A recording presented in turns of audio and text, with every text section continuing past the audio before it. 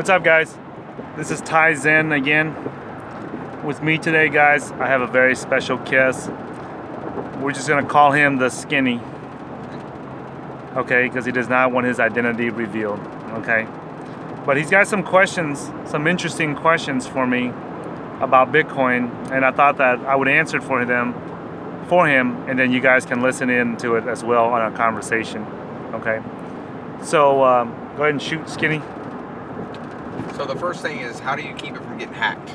Okay, so this is a very common question that people have about Bitcoins and the common concern, and it's a very, very valid concern because you hear all the time in the news about Bitcoin getting hacked.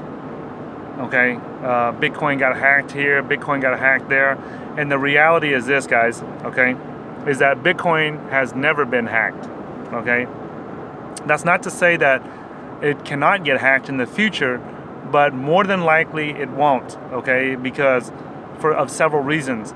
But first of all, before I explain to you the reasons why it cannot be hacked at this moment, or it won't likely get hacked, let me explain to you what has actually been hacked in the world of Bitcoin so that you guys are clear on it, okay?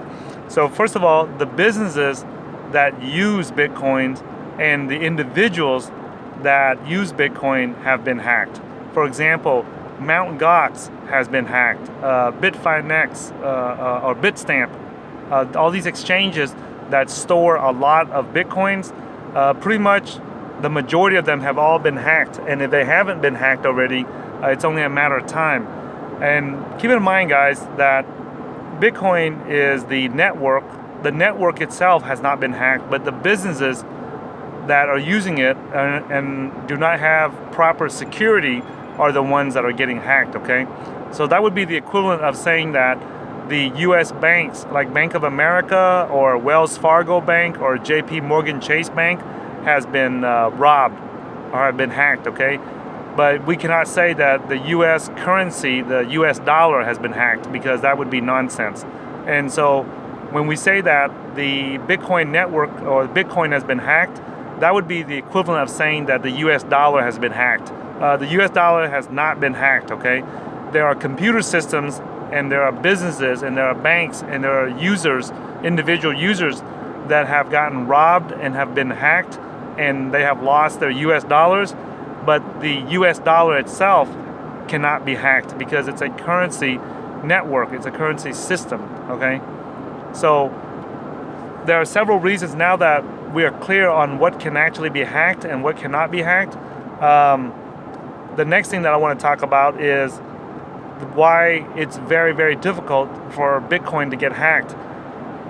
The reason why is because you have to have lots of computing power, and the way that the computer network, that is the entire Bitcoin network that is securing the network, you would have to control over 51% of the network in order for you to be able to take over and hack the Bitcoin network. And even when you do take over 51% control of the network, of the computer power that's being used to secure the network, you will only be able to change the last block according to one of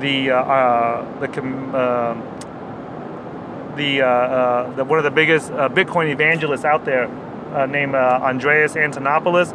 According to him, he knows more about computer science than I do, and he said that even if you could rewrite the blockchain and rewrite all the Bitcoin transactions, you will only be able to rewrite the first, the block that is currently being produced, and that's it. So it would be, if you had the computer power to rewrite the current block, it does not make sense for you to do that, because if you direct all that computer power to securing the network instead of hacking it, you will make millions of dollars more profit doing that than you will using that computer power you have to hack the network. So it doesn't, it's counterproductive. So the banks, like Wells Fargo's been robbed. Yeah. But Bitcoin hasn't been robbed. It's the businesses. It's where the exchange is. Yeah. Where I take my dollars to get Bitcoins, and the other way around. Yeah. And then they have a central repository of coin. Yeah.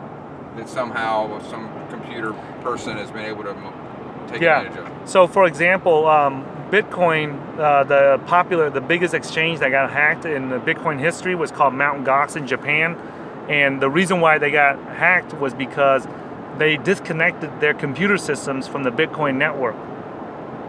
So, if you disconnect from the network, then all the computer power that is being used to secure the network is not securing your use of Bitcoin. So they couldn't trace where the coins came from. Yeah, so what fake happened? Coins got introduced. Yeah, so what happened was with Mt. Gox when they got hacked was that they disconnected from the Bitcoin network, and what happened was a hacker got in and started replacing their real Bitcoins with fake Bitcoins, and they did not know it. If their computer systems were connected to the Bitcoin network, the network as a whole would have checked and notified and not clear those transactions, and the owner of Mt. Gox would immediately know that his system's been hacked. Right? So it's just a security failure. Yeah, so he didn't, and he was told by the Bitcoin developers and the people who write the Bitcoin software, he was told by them multiple times to not disconnect from the network, and he did. Yeah. So he was already warned a bunch of times to keep connected to make sure that he verifies all his transactions by connecting the Bitcoin network, and he refused to do it. Well, and that's how he lost it. Isn't that the attraction to the blockchain? Is it goes back to Genesis? Yeah, if you don't connect to it, then there's no way for you can track it. Yeah, you can't track it and go back in history to make sure that all the transactions were legitimate. Okay. Right. So what happens is this: the other Bitcoin exchange that recently got hacked in 2016 was a exchange called Bitstamp. Okay. Right. I think it was Bitstamp or Bitfinex. I always get all of these bits confused because they all start with bit. Okay, but one of them that got hacked, and what it was is the wallet service. They contracted out to a third party to build their wallet service, right? So to their storage service to store the Bitcoins, and they had a bug in their code in the wallet service, and it got hacked. It was like an inside job? They suspect that it was an inside job because you have to be a high level engineer to be able to figure out that there was that bug in there. And if it's one of those things where in Bitcoin, where if you're that good at it, why aren't you working for the good guys? Because you can make a lot more money. Yeah, there's a lot of money to be secured. Yeah, there's a lot of money. There's a lot of people out there that will pay you a bucket load of money to, if you are able to find those bugs and be able to do that, they'll find a way to compensate you for it. So the fact is that these things happen, it must have been somebody. That's why they always suspect that it's an inside job that did it. Just like when the Ethereum DAO got hacked, they suspect that was an inside job also. Because, somebody on the inside, there's not too many people that understand the computer language that Ethereum is written in. So that's the reason why.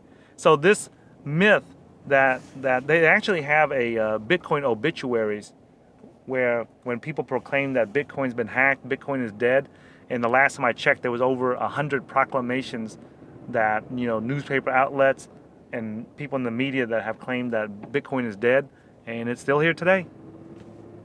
Well, so the blockchain is what keeps it safe. Yeah. So the blockchain is what keeps it safe, and if you're going to use it and make transactions, right? But nowadays, every year that goes by, there's more and more development in making it safer and safer. The reason why it's so hard to secure a digital asset is because for thousands of years, us humans have figured out how to secure a physical asset, like gold, silver, firearms, diamonds, gold, things like that. Right. But we have not had any experience securing and protecting a digital asset. Right. That's new to humans to sit there. Because before, if you steal someone's JPEG file or you steal someone's audio or video file or photo file, it's really not a big deal, right? Right. You can steal the celebrity photos and go sell it to the tabloids and make some money off of that. But in Bitcoin's case, when you go in there and steal someone's Bitcoin, it has real value to it. You can go and cash it out. Because it's a currency. Yeah, because it's a currency. Right. So that's why there's people that's from Russia, from China, from Africa, and there's other countries that's trying to reach out to other people's wallets and accounts and try to steal it. Right. And if you follow the proper protocols to store your Bitcoins and store it offline until you need to use it. Right. So now they're building hardware wallets. A wallet is anything that you use to store your Bitcoins in, right? Right. And they've in 2016, there's been some really big revolutionary, big advances in storage. So they realized that since it's so hard to secure and protect a digital asset, but we know how to protect physical assets, let's transfer those Bitcoins into a physical device, and then it's easier to protect that physical device. Yeah, and the physical device is not online, so it's Yeah. not subject to hacking. Exactly. So that hopefully answers your questions and concerns about whether or not Bitcoin's been hacked. Does that make sense? Yeah, it's just it's a new, different thing, right? It's not something that's every day. I mean, you read the blockchain protects it, but until you talk it through, Yeah. you don't realize. Yeah, and the computers that I showed you some pictures before, the computers that protect the Bitcoin blockchain, they have warehouses and warehouses and warehouses of computer chips that's designed to do nothing but secure the blockchain. So Yeah, because they're looking for the reward. Yeah, so your laptop at home or your 4 or 5 desktop computers at home is not going to out secure the network, because there's a bunch of people out there that make a bunch of money, and their job is to secure the Bitcoin network, and they're gonna fight you if you try to hack it. Okay. Yeah, it's pretty impressive when you see 100,000 square foot of computers all on a network to secure Bitcoin, and that only represents 2 or 3% of the network. Yeah. Well, I hope that answers y'all's questions and concerns, guys, in case you're new to Bitcoin or cryptocurrencies and you're wondering if Bitcoin has been hacked or if it can be hacked. Thanks for watching this video, guys. If you like it, give me a thumbs up. If you don't like it, give me a thumbs down so I don't waste time making these videos. And if you have some friends, colleagues, family members, or anyone you know that wants to learn how to create life-changing profits in cryptocurrency investing, make sure that you share this video and this channel with them. Look forward to seeing you guys in a future video.